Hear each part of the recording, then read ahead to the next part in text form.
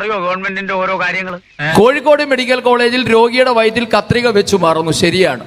ഹരിപ്പാട് താലൂക്ക് ആശുപത്രിയിൽ നടന്നിട്ടില്ല, കാരണം മറന്നു വെക്കാൻ അവിടെ കത്രിക പോലും ഇല്ല. ഹരിപ്പാട് നഗരസഭയിൽ വന്നിറങ്ങുന്ന ഒരു മനുഷ്യന് ഒരു മൂത്രശങ്ക തോന്നിയാൽ മൂത്രമൊഴിക്കാനുള്ള സംവിധാനം ഇവിടെ എവിടെയും ഇല്ല. അപ്പോൾ അത് ഞാൻ തിരക്കിയപ്പോൾ സത്യമാണ്. പക്ഷെ അന്നേരമാണ് മറ്റൊരു കാര്യം മനസ്സിലായത്, ഹരിപ്പാട്ടുകാർക്ക് കുടിക്കാൻ വെള്ളമുണ്ടെങ്കിലല്ലേ പെടുത്താ പോരെ. 25 വർഷമായി ഒരു 4 തൂണയിൽ കോടികൾ മുടക്കി ഒരു വാട്ടർ ടാങ്ക് പണിതിട്ടേക്കുന്നു. ഹരിപ്പാട് മുനിസിപ്പാലിറ്റിക്കും സമീപ പ്രദേശത്തെ 3 പഞ്ചായത്തുകൾക്കും കുടിവെള്ളം കൊടുക്കാനുള്ള പദ്ധതിയാണ് അല്ലേ. ആദ്യം കുടിക്കാൻ വെള്ളം കൊടുത്ത് പെടുക്കാൻ അവസരം ഉണ്ടാക്കിയിട്ട് വികസനത്തെ പറ്റി പറയുമ്പോഴാണ് ഒരു വികസനം എന്നെങ്കിലും നമുക്ക് പറയാൻ പറ്റുന്നത്. വാഗ്ദാനങ്ങളാണ്. അത് മുഴുവൻ പാലിച്ചിട്ടുള്ള ഒരൊറ്റ നേതാവും ഇന്ന് രാഷ്ട്രീയത്തിലില്ല. വിതക്കില്ല, കൊയ്യാൻ നടക്കുക. കോഴിക്കോട് മെഡിക്കൽ കോളേജിൽ രോഗിയുടെ വയറ്റിൽ കത്രിക വെച്ചു മറന്നു, ശരിയാണ്. ഹരിപ്പാട് താലൂക്ക് ആശുപത്രിയിൽ നടന്നിട്ടില്ല, കാരണം മറന്നു വെക്കാൻ അവിടെ കത്രിക പോലും ഇല്ല. അയ്യോ ദാരിദ്ര്യം. വെറും വാഗ്ദാനം കിട്ടുകയില്ല, അതുകൂടെ മനസ്സിലായില്ലേ. നമ്മളുടെ തീരപ്രദേശങ്ങളുടെ അവസ്ഥ എനിക്കൊന്ന് തീരപ്രദേശങ്ങളിൽ അദ്ദേഹത്തിന് ഒരു ടൂറിസ്റ്റ് സ്പോട്ടായിട്ടാണ് തോന്നുക. അപ്പോൾ തീരപ്രദേശത്തെ ജനങ്ങൾക്ക് ഉണ്ടാകുന്ന ഒരു ബുദ്ധിമുട്ട്, കടലാക്രമണം പോലെയുള്ള എല്ലാ മൺസൂൺ കാലഘട്ടത്തിലും നമുക്കറിയാം കടലാക്രമണം എന്നുള്ളത് ഒരു സംഭവമാണ്. അത് സംഭവിക്കുമെന്ന് മഴ തുടങ്ങുമ്പോഴാണോ ഒരാൾ മനസ്സിലാക്കേണ്ടത്? എല്ലാ വർഷവും മൺസൂൺ കാലഘട്ടത്തിൽ കടലാക്രമണം ഉണ്ടാകുമ്പോൾ അവിടെ പോയി ഫോട്ടോഷൂട്ട് നടത്തുകയാണ്. MLA വരുന്നു, കരയുന്നു, കെട്ടിപ്പിടിക്കുന്നു, ഫോട്ടോ എടുക്കുന്നു, ഫേസ്ബുക്കിൽ ഇടുന്നു, കഴിഞ്ഞു. ഞാൻ നമ്മുടെ പാർട്ടിയുടെ ഇമേജ് വർദ്ധിപ്പിക്കാൻ വേണ്ടി ആലോചിക്കുമ്പോ മനസ്സിലായി DYSP ഓഫീസ് കൊണ്ടുവന്നില്ല.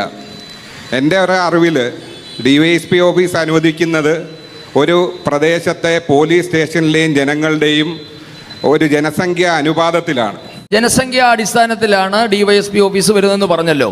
ജനസംഖ്യാ അടിസ്ഥാനത്തിലാണ് മുനിസിപ്പാലിറ്റികൾ രൂപീകരിക്കുന്നത്, തർക്കമില്ലല്ലോ. ഹരിപ്പാട് മുനിസിപ്പാലിറ്റി രൂപീകരിക്കാൻ മുൻകൈ എടുത്ത് ഇന്ന് ഞാൻ പോകുന്ന കേരളത്തിലെ 87 മുനിസിപ്പാലിറ്റികൾ ഉണ്ടെന്നാണ് ഞാൻ മനസ്സിലാക്കുന്നത്. ഹരിപ്പാട് മുനിസിപ്പാലിറ്റിയുടെ സ്ഥാനം 86ആണ്. ആകെയുള്ള 87 മുനിസിപ്പാലിറ്റികളിൽ 86ാമത് റാങ്കാണ് ഹരിപ്പാട് മുനിസിപ്പാലിറ്റിക്കുള്ളത്. അല്ലത് കേൾക്കൂ. അപ്പോൾ ഇതൊരു ഗ്രാമപഞ്ചായത്തിൻ്റെ സ്വഭാവമുള്ള നികുതി വളരെ കുറഞ്ഞിരുന്ന ഒരു പ്രദേശത്തെ മുനിസിപ്പാലിറ്റിയാക്കി ജനങ്ങളുടെ മേൽ അധിക നികുതി ഭാരം ഏർപ്പെടുത്തി എന്നുള്ളതല്ലാതെ ഹരിപ്പാട് മുനിസിപ്പാലിറ്റി കൊണ്ട് ഏത് മനുഷ്യൻ എന്ത് പ്രയോജനമാണ് സാർ ഉണ്ടായത്? അത് ഉത്തരം പറ. അത് പറങ്ങട്. നീ ഇപ്പൊ ചോദിച്ചതേ ഒരു ആദ്യം ഊള ആൻസറാ. 100 കണക്കിന് കോടി രൂപയാണ് ഹരിപ്പാട് മുനിസിപ്പാലിറ്റി കേന്ദ്ര പദ്ധതികളടക്കം പാഴാക്കി കളഞ്ഞത്. ABC പദ്ധതി, ആനിമൽ ബർത്ത് കൺട്രോൾ, ഹരിപ്പാട് നഗരസഭയിൽ അട്ടിമറിക്കപ്പെട്ടു. ശുചിത്വം, ഹരിപ്പാട് നഗരസഭയിൽ പദ്ധതി നടപ്പായിട്ടില്ല. കിടപ്പ് രോഗികൾക്ക് മരുന്ന് വാങ്ങാൻ കേന്ദ്ര സർക്കാർ കൊടുത്ത പണം പോലും അടിച്ചു മാറ്റിയവരാണ് ഹരിപ്പാട് നഗരസഭ ഭരിക്കുന്നത്. ഈ കൈകൾ മാർപ്പാപ്പയെ പോലെ പരിശുദ്ധമാണ്. അതുകൊണ്ട് വലിയ വികസനത്തിന്റെ വായ്ത്താളമൊന്നും വേണ്ട. ഹരിപ്പാട് എന്ത് സംഭവിച്ചു എന്നുള്ളത് ജനങ്ങൾ പറയട്ടെ. ഇപ്പൊ എനിക്ക് മനസ്സിലായി, ഈ വൃത്തികെട്ടവന്മാരെ വെറുതെ വിട്ടാൽ സമൂഹത്തിന് തന്നെ അത് വലിയ ദോഷം ചെയ്യും. തീരദേശം പറഞ്ഞു. തീരദേശം എന്ന് പറയുന്നത് ദേശീയ സുരക്ഷയുടെ ഭാഗമാണ്. നാളിതുവരെ നരേന്ദ്രമോദിയുടെ ഗവൺമെന്റ് വന്നിട്ട് തീരദേശത്ത് കല്ലിടാൻ 1 രൂപ ചില്ലിക്കാശ് അനുവദിച്ചിട്ടില്ല. ഹരിപ്പാട്ട് മാത്രമല്ല, കേരളത്തിലാകെ അനുവദിച്ചിട്ടില്ല എന്നുള്ളതാണ് അതിന്റെ യാഥാർത്ഥ്യം. തീരദേശത്ത് പദ്ധതികൾ നടപ്പാക്കണമെങ്കിൽ സ്ഥലം MP പദ്ധതി കൊടുക്കണം, അല്ലാതെ GPS വെച്ച് കണ്ടുപിടിക്കുന്ന പണി നരേന്ദ്രമോദി സർക്കാരിന് ഇല്ല. എന്റെ വായിക്കാത്ത കയറി വിടുവിച്ചാലേ ശരിയാവും. 20 വയസ്സിന് മുകളിൽ പ്രായമുള്ളവർക്ക് ആയുഷ്മാൻ വയോവന്ദൻ കാർഡ് അപ്ലൈ ചെയ്തിരുന്നു. അത് കേരള സർക്കാരും ഡൽഹി സർക്കാരും മാത്രമാണ് വേണ്ടെന്ന് പറഞ്ഞത്. ഡൽഹി ഇപ്പം BJP ഭരിക്കുന്നതുകൊണ്ട് അവിടെ ആയിട്ടുണ്ട്. PM-ശ്രീ പദ്ധതി വേണ്ടെന്ന് പറഞ്ഞു. PM-ശ്രീ പദ്ധതി വേണമെന്നുള്ള തകിടം മറിക്കുമോ നിങ്ങൾ ചെയ്തത്? നിലവിൽ കേരളത്തിനകത്ത് ആരോഗ്യ ഇൻഷുറൻസ് ഉള്ള ആളുകൾക്കെല്ലാം ചികിത്സ സൗജന്യമാണ്. ഇപ്പോ കേരളത്തിലെ സ്വകാര്യ മേഖലയിലെ സ്ഥിതി എന്താ? അമേരിക്കയിലെ മൾട്ടിനാഷണൽ കമ്പനികൾ ബേബി മെമ്മോറിയൽ പോലെയുള്ള, കിംസ് പോലെയുള്ള, ആസ്റ്റർ പോലെയുള്ള മെഡിക്കൽ കോളേജുകളുടെ ഭൂരിപക്ഷം ഷെയറുകളും വാങ്ങിക്കൂട്ടിയിരിക്കുകയാണ്. വെറുതെ ഓരോ പടങ്ങളും കണ്ടിട്ട് വന്ന് അടിച്ചു വിടുക. ലാഭത്തിന്റെ അടിസ്ഥാനത്തിൽ മാത്രമാണ് പ്രവർത്തിക്കുന്നത്.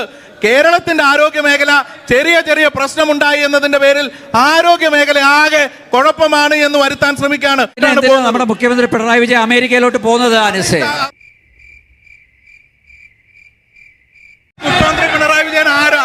പിണറായി എന്തിനാ അമേരിക്കയിലോട്ട് പോകുന്നത്? ചികിത്സ നേടാൻ കേരളത്തിനകത്ത് ഇവിടെ എല്ലാം നമ്പർ 1 ആണെങ്കിൽ അങ്ങോട്ട് പോകേണ്ട കാര്യമില്ലല്ലോ. ടെക്നോളജികൾ വികസിക്കുന്ന അനുസരിച്ച് സ്വാഭാവികമായിട്ടും തേടത്തില്ലേ? സോണിയാഗാന്ധി പോയില്ലേ ചികിത്സയ്ക്ക്? AK ആന്റണി പോയില്ലേ ചികിത്സ തേടാൻ? അതുപോലെയാണോ പിണറായി പോകുന്നത്? അമിത്ഷാ പോയില്ലേ ചികിത്സയ്ക്ക് തേടാൻ വേണ്ടി വിദേശത്ത്? പിണറായി വിജയൻ പോകുന്നതിന് മാത്രമാണോ ആക്ഷേപിക്കുന്നത്? പക്ഷേ അമേരിക്കൻ സാമ്രാജ്യത്വത്തെ കുറ്റം പറയാറില്ല. അല്ല, സുഹൃത്തെ, ഗോകുവ വിളിച്ച് പേടിപ്പിക്കൊന്നും വേണ്ട. ഞങ്ങൾ പേടിച്ചു ഗോകുവ വിളിയൊക്കെ കയ്യിൽ വെച്ചാൽ മതി. മനസ്സിലായില്ലേ? ഗോകുവ വിളി കയ്യിൽ വെച്ചാൽ മതി. അത് കോൺഗ്രസ്സുകാരുടെ അടുത്ത് വെച്ചാൽ മതി. നിങ്ങളെ ഗോകുവ വിളി ഇങ്ങോട്ട് വേണ്ട. ഞങ്ങളെ പേടിച്ചു പോയതൊന്നുമല്ല, ഇവിടെ തന്നുണ്ട്. ഞങ്ങൾ ഇവിടുത്തുകാരാ. ഒരുത്തനെ പേടിക്കില്ല, ഒരുത്തനെ പേടിക്കില്ല കേട്ടോ, ഒരുത്തനെ പേടിക്കില്ല. കോൺഗ്രസിന്റെ പ്രതിനിധിയോടാണ് ചോദിക്കാനുള്ളത്. വേറെ ഒന്നുമല്ല, മുമ്പേ അദ്ദേഹം പറഞ്ഞു ഞങ്ങൾക്ക് ആരെയും പേടിയില്ല, ഞങ്ങൾക്ക് ആരെയും പേടിയില്ല. എന്നാൽ ഞാൻ പറയുന്നു, നിങ്ങൾ സംസാരിച്ചതിന് ഇടയ്ക്ക് നിങ്ങൾ വിഷയം ഉണ്ടാക്കുന്നത്, അത് മറുപടി തരണം. നിങ്ങൾക്ക് ഭയമാണ്, നിങ്ങൾക്ക് ഇവിടുത്തെ ജമാഅത്തെ ഇസ്ലാമിയെ ഭയമാണ്, ഇവിടുത്തെ മുസ്ലിം ലീഗിനെ ഭയമാണ്, ഇവിടുത്തെ SDPI ഭയമാണ്. അതിനൊരു ചോദ്യം എനിക്ക് നിങ്ങളോട് ചോദിക്കാനുള്ളത്, നിങ്ങൾ വലിയ മതേതരത്വമൊക്കെ വിളമ്പുന്ന ഒരു പാർട്ടിയാണ്. കഴിഞ്ഞ മാസം മുസ്ലിം ലീഗിന്റെ സമുന്നതനായ നേതാവ് ശ്രീമാൻ KM ഷാജി ഒരു പ്രസ്താവന ഇറക്കി. ആ പ്രസ്താവനയിൽ പറയുന്നത് എന്തറിയോ? മതമല്ല മതമല്ല മതമല്ല പ്രശ്നം എന്ന് പറയുന്നവരോട് ഞങ്ങൾ പറയുകയാണ്. ആരാ പറയുന്നത്? KM ഷാജി പറയാണ്. KM ഷാജി, മുസ്ലിം ലീഗിന്റെ നേതാവായ KM ഷാജി പറയുകയാണ്, മതമാണ് മതമാണ് മതമാണ് പ്രശ്നം, ഞങ്ങൾക്ക് മതം തന്നെയാണ് പ്രശ്നമെന്ന് ശ്രീമാൻ KM ഷാജി പറഞ്ഞിട്ട് മതേതരം വാരി വിളമ്പുന്ന ശ്രീമാൻ രമേശ് ചെന്നിത്തല KM ഷാജി തിരുത്തണമെന്നൊരു പ്രസ്താവന പറഞ്ഞു. ഇവിടുത്തെ VD സതീശൻ KM ഷാജി തിരുത്തണമെന്നൊരു പ്രസ്താവന പറഞ്ഞു. ഞങ്ങളൊന്നും കാണുന്നുമില്ല, കേൾക്കുന്നുമില്ല, ഞങ്ങൾ ബധിരനും മൂകനുമാണ് പറഞ്ഞോ. പറയാൻ നിങ്ങൾക്ക് ഭയമാണെന്ന് അതുകൊണ്ടാണ് ഞാൻ നേരത്തെ പറഞ്ഞത്. താങ്കൾ മറുപടി പറയണം. ഇവിടെ BJP ജനങ്ങളെ ജാതിയുടെ പേരിൽ വേർതിരിക്കാൻ ശ്രമിക്കുന്നു, മതത്തിന്റെ പേരിൽ വേർതിരിക്കാൻ ശ്രമിക്കുന്നു, ഈ രാജ്യത്തെ അവരുടെ അവകാശങ്ങളെ നിഷേധിക്കാൻ ശ്രമിക്കുന്നു. ഒരു മാറ്റവും ഇല്ലല്ലോ. ആരാധനാലയങ്ങൾ തച്ചു തകർക്കുന്നു. അപ്പൊ ജമാഅത്തെ ഇസ്ലാമിയെ കുറിച്ചുള്ള ചോദ്യത്തിന് മറുപടിയില്ല. മറുപടിയില്ലെന്നേ, മറുപടിയില്ല. അടുത്ത ചോദ്യം. ഞാൻ ചോദിച്ചത് നിങ്ങൾ പറഞ്ഞതും തമ്മിൽ യാതൊരു ബന്ധവുമില്ലല്ലോ.